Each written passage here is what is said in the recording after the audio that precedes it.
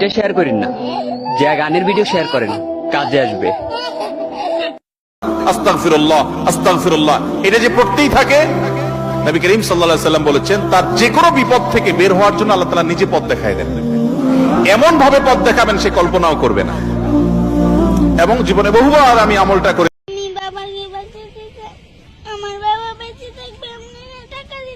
বাবা ক্যান্সারের রোগী, মেয়ে বাবাকে বাঁচাতে চাই, সেজন্য আপনাদের কাছে ভিক্ষা চাইতেছি। 50 টাকা পারলে সেটাই দিন।